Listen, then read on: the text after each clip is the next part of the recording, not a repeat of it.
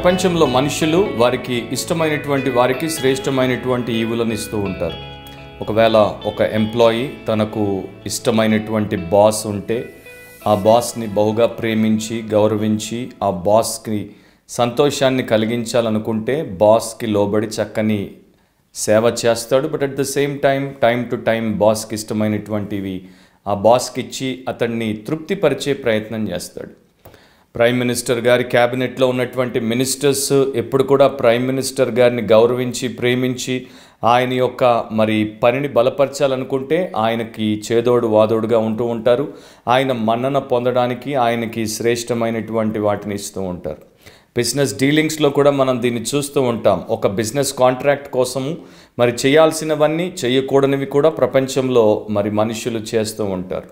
Basically మనము ఒక trend లేకపోతే ఒక గుణాన్ని చూస్తాం. అదేంటంటే మనకన్నా ఉన్నతమైనటువంటి వారికి, మనకన్నా యోగ్యమైన వారికి, మనకు ఎవరి ద్వారా ప్రయోజనం చేకూరుతుంది అనుకుంటామో అలాంటి వారికి మనము మన యొక్క శాయశక్తుల శ్రేష్టమైనటువంటి బహుమానాన్ని ఇవ్వడానికి, లేకపోతే ఈవిని ఇవ్వడానికి, లేకపోతే మనకు ఉన్నటువంటి ఏదైనా స్పెషాలిటీని ఇవ్వడానికి మనం ప్రయత్నం చేస్తాం. అండ్ ఈరోజు మన అంశం ఏంటంటే giving your best to God. దేవుడికి నీ శ్రేష్టమైనటువంటి ఈవులను ఇవ్వడం, లేకపోతే నిన్ను నీవు శ్రేష్టమైన రీతిలో దేవుడికి అర్పించుకోవడం. Giving your best to God. నేను దేవుడికి శ్రేష్టమైనది ఎందుకు ఇవ్వాలి అనే ప్రశ్నకు జవాబు, మొదట ఆయన మనల్ని శ్రేష్టముగా ప్రేమించి మనకు అత్యంత శ్రేష్టమైనటువంటి ఈవిని ఇచ్చాడు గనుక. యోహాను సువార్త 3:16 చదివితే, దేవుడు లోకమును ఎంతో ప్రేమించెను కాగా ఆయన తన అద్వితీయ కుమారునిగా పుట్టిన వాని యందు విశ్వాసముంచి ప్రతివాడును నశింపక నిత్య జీవం పొందినట్లు ఆయనను అనుగ్రహించెను. సో దేవుడు లోకాన్ని ప్రేమించినప్పుడు ఇక్కడ మనం ఒక విషయాన్ని గమనించాలి. ఇంతకుముందు నేను చెప్పాను, మనకన్నా ఉత్తములు, యోగ్యులు, పెద్దలు, ప్రియులు, గౌరవనీయులు అలాంటి వారికి తక్కువ వారమైన మనము మంచి ఈవులను ఇస్తాం. కానీ ఇక్కడ సర్వోన్నతుడు, సార్వభౌముడు, సర్వశక్తుడు, అతిశ్రేష్ఠుడు, పరిశుద్ధుడు, అతికాంక్షణీయుడు అయినటువంటి దేవుడు హేయమైన, నీచమైన, నికృష్టమైన, దౌర్భాగ్యమైన, దిగజారిపోయినటువంటి పాపుల్లాంటి మన కొరకు తన అద్వితీయ కుమారుణ్ణి ఇవ్వడానికి గల ఏకైక కారణం ఏంటంటే ఆయన యొక్క గొప్ప ప్రేమ. ఎంతో ప్రేమించను అని బైబిల్ చెప్తోంది. ఇక్కడ మీరు గమనిస్తే దేవుడికి అసంఖ్యాకమైనటువంటి సేవకులు ఉన్నారు, వారిలో ఒకరిని ఇవ్వలేదు. దేవుడికి లెక్కించలేనంత మంది దూతలు ఉన్నారు, వారిలో ఒకరిని ఇవ్వలేదు.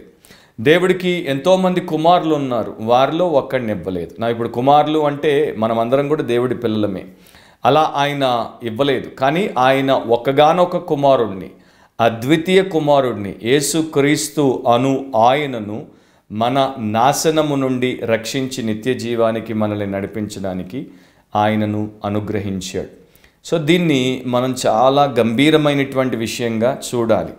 అండ్ దేవుడి వాక్యం మొదటి నుండి చివరి దాకా మీరు చూస్తే ఆయన మనలాంటి వారికి వర్స్ట్ ఆఫ్ ఆల్, అందరిలోకెల్లా చాలా దారుణమైనటువంటి మనకు శ్రేష్టమైనటువంటి సృష్టిని ఇచ్చాడు, శ్రేష్టమైనటువంటి ఈవులను ఇచ్చాడు. అండ్ చాలా చక్కని రీతుల్లో మనకు కావలసినటువంటి సకల విధములైనటువంటి ఏర్పాట్లు చేశాడు. దేవుడి ప్రేమ దేవుడిని రకంగా ప్రేరేపించింది, దేవుడిలో ఉన్నటువంటి పరిపూర్ణత దేవుడి రకంగా చేయడానికి తోడ్పడింది. దేవుడికి ఉన్నటువంటి ఆ యొక్క పవిత్ర లక్షణం ఆయన ఈ రకంగా చేయడానికి ఆయనను పురికొల్పింది. దేవుడి దగ్గర శ్రేష్టమైన దాన్ని పొందుకున్నటువంటి మనము ప్రతిస్పందనగా ఆయనకు కూడా శ్రేష్టమైన వాటిని ఇవ్వాలి కదా. 1 యోహాను 4:19 యేసు రొమ్మున ఆనుకుని ఉండే శిష్యుడు రాసినప్పుడు ఏమన్నాడు? ఆయనే మనల్ని మొదట ప్రేమించెను కనుక మనము ఆయనను ప్రేమించుచున్నాము. సో దేవుడు ప్రారంభించాడు, దానికి మనం ప్రతిస్పందిస్తున్నాం. దేవుడు మనల్ని ప్రేమించాడు కనుక తిరిగి మనం ప్రేమిస్తున్నాం. అండ్ ఏ రకంగా ప్రేమించాలో ఆయన మనకి చూపించాడు కనుక మనం ఆ పని చేయగలుగుతున్నాం. ఎలాంటి పరిస్థితుల్లో దేవుడు మనల్ని ప్రేమించాడు? చాలా అద్భుతమైన రీతిలో అపోస్తలుడైన పౌలు రోమా సంఘానికి దీని గురించి రాశాడు. రోమా 5:6 నుండి నేను చదువుతున్నాను. ఏలయనగా మనం ఇంకా బలహీనులమై ఉండగా క్రీస్తు యుక్తకాలమున భక్తిహీనుల కొరకు చనిపోయెను. నీతిమంతుని కొరకు సహితము ఒకడు చనిపోవుట అరుదు, మంచివాని కొరకు ఎవడైనా ఒకవేళ చనిపోవ తెగింపవచ్చును. అయితే దేవుడు మన ఎడల తన ప్రేమను వెల్లడిపరచుచున్నాడు. ఎట్లనగా మనమింకను పాపులమై ఉండగానే క్రీస్తు మన కొరకు చనిపోయెను.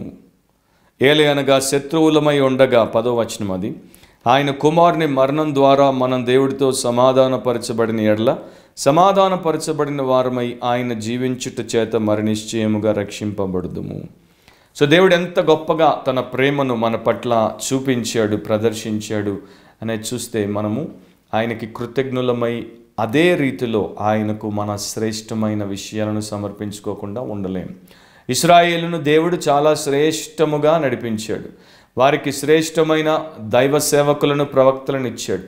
వారికి శ్రేష్టమైన ధర్మశాస్త్రాన్ని ఇచ్చాడు. వారికి శ్రేష్టమైన ప్రత్యక్షపు గుడారాన్ని ఇచ్చాడు. అండ్ వారికి శ్రేష్టమైన ఆధిక్యతలు ఇచ్చాడు. యేసుక్రీస్తు ద్వారా మనకు వాటికన్నా అత్యంత శ్రేష్టమైనటువంటి విషయాలను ఇచ్చాడు. మనకి పరిశుద్ధాత్మనిచ్చాడు, పరిశుద్ధ సంఘమునిచ్చాడు, పరిశుద్ధ లేఖనాలు ఇచ్చాడు, నిత్య జీవాన్ని ఇచ్చాడు. అండ్ మనతో దేవుడు ఇమాన్యుయల్గా ఉండి నడిపించేటువంటి భాగ్యాన్ని ఇచ్చాడు. సో దేవుడు మనకేమీ కొదవ చేయలేదు. He gave his best to us. యాకోబు 1వ అధ్యాయము 17వ వచనంలో ఏమనుంటుంది? శ్రేష్టమైన ప్రతి ఈవి, సంపూర్ణమైన ప్రతి వరము పరసంబంధమైనదై జ్యోతిర్మయుడగు తండ్రి వద్ద నుండి దిగివచ్చును. సో క్రైస్ట్లో మనకి spiritual blessings and earthly blessings అన్నీ కూడా దేవుడు శ్రేష్టమైన వాటిని ఇచ్చాడు. అలా పొందినటువంటి మనం అండ్ యేసుప్రభు గురించి పదే న్యూ టెస్టిమెంట్ ఏం చెప్తుందంటే ఆయన తను తాను మన కొరకు సమర్పించుకున్నాడు, అప్పగించుకున్నాడు. తనేమై ఉన్నాడో దానినంతటిని మనకి ఆయన ఇచ్చేశాడు. సో మనం ఏమై ఉన్నామో, ఏం కలిగి ఉన్నామో దానంతటిని దేవుడికి ఇచ్చే స్థితిలోనికి రావడమే దేవుడి యొక్క ఉద్దేశం. 3 ప్రిన్సిపల్స్ నేను మీకు చెప్తాను. వాటిని మీరు క్లుప్తంగా నేను చెప్పినప్పుడు మీరు ధ్యానించండి. మనం ఎప్పుడు దేవుడికి శ్రేష్టమైన వాటిని ఇవ్వగలం, లేకపోతే ఇస్తాం అనేది చూస్తే, we give our best when we love the lord personally. ప్రభువుని వ్యక్తిగతంగా ప్రేమించినప్పుడు ఆయనకి మన శ్రేష్టమైనటువంటి ఈవులను, లేకపోతే మనల్ని శ్రేష్టమైన రీతిలో ఇవ్వగలుగుతాం. యోహాను సువార్త 12వ అధ్యాయంలో మొదటి 3 వచనాలు. కాబట్టి యేసు తాను మృతుల్లో నుండి లేపిన లాజరు ఉన్న బేతనియకు పస్కా పండుగకు 6 దినములు ముందుగా వచ్చింది. అక్కడ వారు ఆయనకు విందు చేసిరి. మార్తా ఉపచారము చేసెను. లాజరు ఆయనతో కూడా భోజనమునకు కూర్చున్న వారిలో ఒకడు. అప్పుడు మరియ మిక్కిలి విలువగల అచ్చ జతామాన్సి అత్తరు 1 సేరున్నర ఎత్తు తీసుకొని యేసు పాదములకు పూసి తన తల వెంట్రుకలతో ఆయన పాదములు తుడిచెను. ఇల్లు ఆ అత్తరు వాసనతో నిండెను. నా మార్తా, మరియా, లాజరు ఈ కుటుంబాన్ని యేసుప్రభు ప్రేమించాడు. ఆ కుటుంబం కూడా యేసును ప్రేమించింది. లాజరు చనిపోయాడు, సమాధిలో ఉంచబడ్డాడు. యేసుప్రభు వచ్చాడు, 4వ దినాన్న లాజర్ని తిరిగి లేపాడు. ఇప్పుడు కృతజ్ఞత కూడిక వారు బేతనియాలో పెట్టుకున్నారు. ఈ కృతజ్ఞత కూడికలో దేవుడు చేసిన గొప్ప కార్యాన్ని బట్టి వారు దేవుడికి కృతజ్ఞత చెల్లించే సందర్భంలో మార్తా యథావిధిగా పరిచర్య చేస్తోంది. లాజరు తిరిగి లేపబడ్డాడు కనుక యేసు పక్కన సాక్షిగా కూర్చున్నాడు. అండ్ మరియా ఏం చేస్తుంది? తన సహోదరుడి పట్ల దేవుడు చేసినటువంటి గొప్ప మేలును, మరణము నుండి లేపి జీవాన్ని తిరిగి ఇచ్చాడు కనుక కృతజ్ఞత చెప్తోంది. లాజరు చెప్పని రీతిలో, మార్తా చెప్పని రీతిలో, మరెవ్వరికీ తోచని రీతిలో, మరియా ప్రత్యేకమైన రీతిలో, అసాధారణమైన రీతిలో, అత్యున్నతమైన రీతిలో యేసు ప్రభువుకి తెలియజేసినటువంటి కృతజ్ఞత చాలా చాలా గొప్పదిగా మనకు కనపడుతోంది. యేసు దగ్గరికి మిక్కిలి విలువగల అచ్చ జటామాన్సి అత్తరుతో వచ్చింది ఆమె. అంటే ఆ ప్రభువుని ఏ రకంగా ప్రేమించింది, ప్రభు గురించి ఏ రకంగా నెమరు వేసుకుంది, ఆయన యోగ్యత, ఆయన ప్రాముఖ్యత, ఆయనలో ఉన్నటువంటి గొప్పతనాన్ని ఎంతగా ఎంచిందంటే, ఆయనకి నేను ఏమి చేసినా ఏమిచ్చినా అది శ్రేష్టముగా ఉండాలి అని చెప్పి ఆ రకంగా ఆమె చేసింది. ఈ యొక్క అత్తరు అనేది దాన్ని మన గ్రాముల్లో ఇప్పుడు కొలిస్తే 327 గ్రాముల విలువైన, మిక్కిలి విలువైనటువంటి పర్ఫ్యూమ్ని, ఆయింట్మెంట్ని ఆమె తీసుకుని వచ్చింది. ఎక్కడ పూసింది? తలకు పూయలేదు, వస్త్రాల మీద పోయలేదు. మనమైతే సెంటు వస్త్రాలకు కొట్టుకుంటాం. మీలో ఎవరైనా మరి పాదాలకు సెంటు కొట్టుకోవడం నాకు తెలియదు, కానీ మనమైతే వస్త్రాలకు సెంటు కొట్టుకుంటాం. ఈమె ఆ యొక్క విలువైనటువంటి అత్తరును యేసు పాదాలకు పూసి తన తల వెంట్రుకలతో ఆ పాదాలను తుడిచింది. మీరు యూదుల సమాజం గురించి ఆలోచిస్తే యూదుల్లో ఒక సాంప్రదాయం ఉంది. ఇతర మనుషుల పాదములను తాకువారు కేవలం బానిసలు మాత్రమే, లేకపోతే సమాజంలో అత్యంత హీనంగా లెక్కించబడినటువంటి వారు మాత్రమే ఇతరుల పాదములను తాకుతారు. అందుకని యేసుప్రభు మరి ఆయన ఆ యొక్క సీమోను ఇంటికి వచ్చినప్పుడు లూకా 7లో సీమోను అతడి పాదములు కడగల, పాపాత్మురాలైనటువంటి స్త్రీ వచ్చి యేసు పాదాలను కడిగింది. యేసుప్రభు యోహాను సువార్త 13వ అధ్యాయంలో మీరు చూస్తే యేసుప్రభు తను తాను తగ్గించుకొని శిష్యుల పాదాలు కడిగాడు, కానీ శిష్యుల్లో ఒకరు కూడా ఇంకొకరి పాదాలు కడగడానికి తగ్గించుకోలేదు. సో దాసుడి రూపాన్ని ధరించాడు కనుక, తను తాను రిక్తునిగా చేసుకున్నాడు కనుక యేసుప్రభు ఆ పని చేశాడు. అండ్ యేసుప్రభు యొక్క ఫోర్ రన్నర్గా, అంటే ఆయనకు ముందుగా వచ్చినటువంటి మార్గము సరళము చేయడానికి వచ్చినటువంటి బాప్తిస్మం ఇచ్చి యోహాను దీన్ని బాగా తెలుసుకున్నటువంటి వ్యక్తి. అందుకనే యోహాను సువార్త 1వ అధ్యాయం 27వ వచనంలో ఈ రకంగా అంటాడు, నా వెనుక వచ్చుచున్నవాడు మీ మధ్య ఉన్నాడు, మీరు ఆయన నెరుగరు, ఆయన చెప్పుల వారును విప్పుటకైనను నేను యోగ్యుడను కానని వారితో చెప్పాను. బాప్తిస్మం ఇచ్చి యోహాను స్త్రీలు కనిన వారిలో అందరిలోకెల్లా గొప్పవాడు, యేసు ప్రభు యొక్క పాదముల చెప్పుల వారును విప్పడానికి యోగ్యుడను కాను అంటున్నాడు. సో ఎవరైతే యేసును అలా ఎరిగి ఉంటారో వారు ఆయనకు అత్యున్నతమైన రీతిలో తమ ప్రేమను, తమలో ఉన్నటువంటి శ్రేష్టమైనటువంటి విషయాలను సమర్పించుకుంటారు. మరియా యేసు అంత ఉన్నతుడు, అంత శ్రేష్ఠుడు కనుక ఆయనకి ఎంత శ్రేష్టమైనది ఇచ్చినా తక్కువ అని వారందరి ముందు బాహాటంగా ఈ పని చేసి ఆమె రుజువు చేసింది. ఒకప్పుడు ఎవరో ఒక ఆయన $1 నోట్ తీసుకొని దాని మీద ఒక చిన్న నోట్ రాసి, ఇది దేనికోసం ఖర్చు పెట్టబడుతుందో మీరు ఖర్చు పెట్టిన ప్రతిసారి రాసి నాకు పంపండి అని పంపాడు. సో 2 వారాల తర్వాత ఆయనకు వచ్చినటువంటి ఆ యొక్క వర్తమానం ఏంటంటే, ఈ 2 వారాల్లో ఈ $1 నోటు దేని కొరకు వాడబడిందో వారు రాశారు. 5 సార్లు జీతం ఇవ్వడానికి, 5 సార్లు సిగరెట్లు కొనడానికి, 3 సార్లు క్యాండీ కొనుక్కోవడానికి, 3 సార్లు భోజనం కోసం, 2 సార్లు వస్త్రాల కోసం, 2 సార్లు జుట్టు కత్తిరింపు కోసం, ఒకసారి కిరాణా, 2 సార్లు లాండ్రీ కోసం, ఒకసారి కార్ రిపేర్ కోసం, ఒకసారి మ్యాగజైన్ కొనుక్కోవడం కోసం వాడబడింది. కనీసం ఒక్కసారి కూడా దేవుడి పని కోసం 2 వారాల్లో వాడబడలేదు. సో ఆయన అంటాడు, ఇన్ని రకాలుగా వాడబడింది కానీ దేవుడి కోసం బొత్తిగా వాడబడలేదు. సో చాలామంది ఈ రోజున దేవుడి సంఘంలో మనకు కనపడతారు, ఎన్నో రకాలుగా వాడబడతారు, కానీ దేవుడి కోసం మాత్రం వాడబడకుండా ఉంటారు, వాడిపోతూనే ఉంటారు. రెండవది ఏంటి అంటే, we give our best when we understand the Lord's plan. We give our best when we understand the Lord's plan. ప్రభు యొక్క ప్రణాళిక ఏంటో మనకు అర్థమవుతే అప్పుడు మనము మన శ్రేష్టమైనటువంటి ఈవులను దేవుడికి సమర్పించుకుంటాం. మార్కు సువార్త 12వ అధ్యాయంలో యేసుప్రభు ఒక గొప్ప విషయాన్ని చెప్పారు.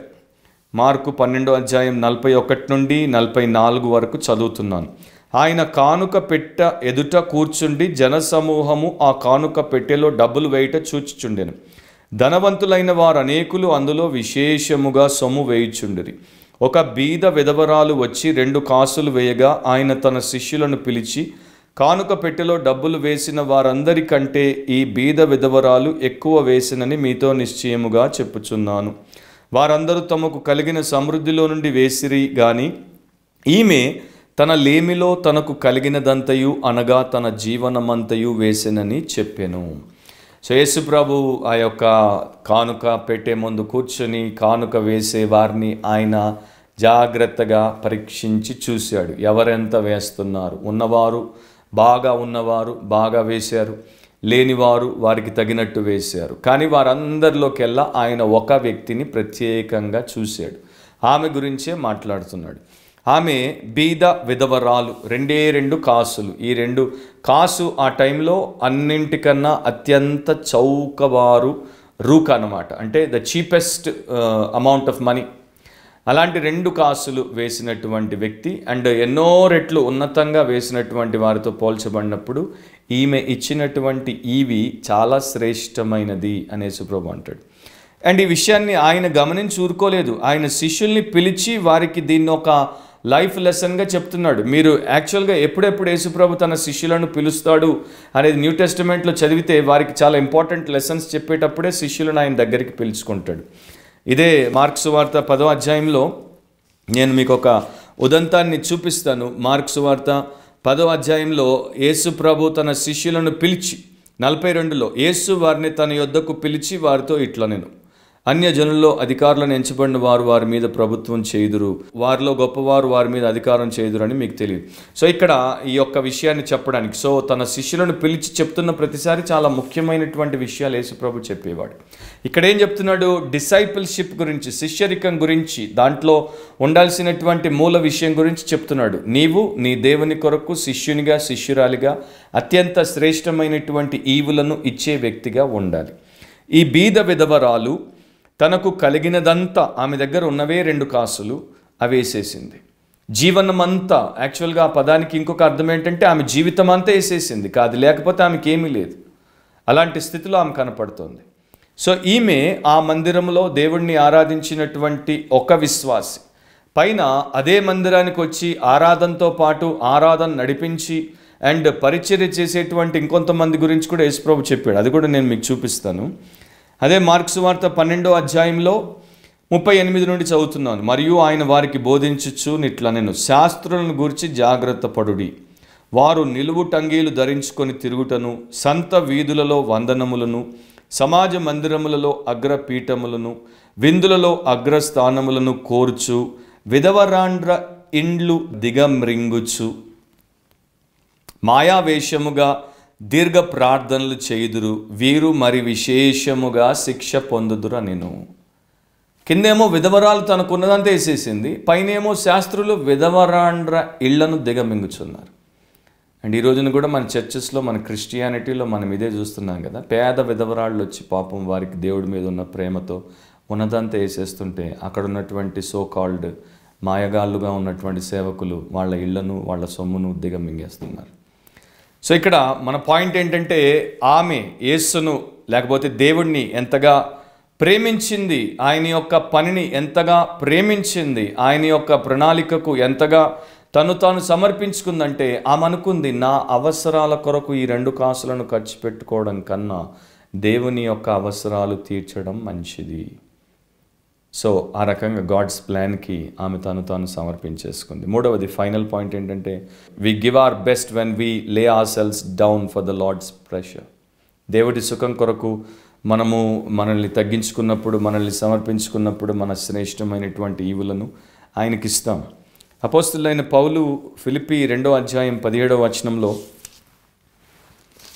ఆయన సేవ, ఆయన యొక్క జీవితం గురించి, ప్రభు కొరకు ఆయన ఏ రకంగా ఉంటున్నాడు దాని గురించి చెప్తాడు. మరియు మీ విశ్వాస యాగములోను దాని సంబంధమైన సేవలోను నేను పానార్పముగా పోయబడినను, నేను ఆనందించి మీ అందరితో కూడా సంతోషింతును. పానార్పణముగా ఆయన పోయబడుతున్నాడు, ఒక డ్రింక్ ఆఫరింగ్గా ఆయన పోయబడుతున్నాడు. ఆయన జీవితము, ఆయన సేవ, ఆయన సమస్తము కూడా దేవుడి కొరకు ఖర్చు పెట్టేశాడు. బలిపీఠం దగ్గరికి వచ్చినప్పుడు వారు పానార్పణాన్ని పోసేసినప్పుడు అది ఎలా ఒక చోటు నుండి ఇంకో చోటుకి దారబోయబడుతుందో ఆ రకంగా పౌలు తన జీవితాన్ని, తన సమస్తాన్ని దారపోసేస్తున్నాడు. ఒక రకంగా దీన్ని చూస్తే అతడు త్వరలో హతసాక్షిగా మారపోతున్నాడు. సో తన ప్రాణాన్ని దారపోసేస్తున్నాడు అన్నది. ఇంకో రకంగా చూస్తే ఎన్ని అష్ట కష్టాలు వచ్చినా కూడా అతడు మాత్రం దేవుడి పని కోసం, దేవుడి సంఘం కోసం, దేవుడి సువార్త కోసం తాను శ్రమల ద్వారా సమర్పించేసుకుంటున్నాడు, ఇచ్చేసుకుంటున్నాడు, ఖర్చు పెట్టేసుకుంటున్నాడు అన్నది మనం చూడొచ్చు. సో ఒక రకంగా మనము అపోస్తలులైన పౌలు 2వ అధ్యాయంలోనే దీన్ని చెప్పాడు. అక్కడ యేసుప్రభు తాను ఏ రకంగా మన కొరకు త్యాగం చేసుకున్నాడు చెప్పిన తర్వాత దీని గురించి ఆయన మాట్లాడాడు. క్రైస్తవులు త్యాగం చేస్తారా అంటే నిజానికి త్యాగం చేయరు. ఎందుకంటే మనది ఏమీ అక్కడ ఇవ్వట్లేదు. మనము వెలపెట్టబడి కొనబడినటువంటి వారు. మనము మన సొత్తు కాదు, దేవుడి సొత్తు. కనుక మనం ఏమిచ్చినా అది త్యాగం అనిపించుకోదు. సో ఈ రకంగా నీవు నీ దేవుని కొరకు శ్రేష్టమైనటువంటి వాటిని ఇవ్వగలుగుతున్నావా, ఇస్తున్నావా? ఆయన వచ్చే సమయంలో మనమున్నాం. ఆయన నామమును గణపరచాల్సినటువంటి పరిస్థితుల్లో మనమున్నాం. అలాంటప్పుడు మనం ఈ రకంగా ఉన్నామా? కొన్నేళ్ల క్రితము చైనా దేశంలో ఒక అవసరత ఏర్పడింది. సో ఒక న్యూస్ పేపర్లో అడ్వర్టైజ్మెంట్ వేశారు. చైనా దేశానికి 6 యవనస్తులు కావాలి, ధైర్య సాహసములు కలిగినటువంటి, అర్హతలు కలిగినటువంటి యవనస్తులు కావాలి. చైనీస్ ఇండస్ట్రియల్ కోఆప్స్ కోసం వారు పనిచేయడానికి అవసరము. వారిని ఆ యొక్క డెమోక్రటికలీ ఇండస్ట్రియలైజ్డ్ చైనాలో ఎక్స్పీరియన్స్డ్ టెక్నీషియన్స్గా వాడుకోవడానికి వారికి ట్రైనింగ్ ఇచ్చి వారిని వాడుకుంటారు. సో అలాంటి వారు కావాలి. ముఖ్యంగా జార్జ్ హాగ్ అనేటువంటి 31 సంవత్సరాల ఒక వ్యక్తి ఆ పని అక్కడుండి చేస్తున్నప్పుడు అతనికి మరి ఒక రోగము సోకి చనిపోయాడు.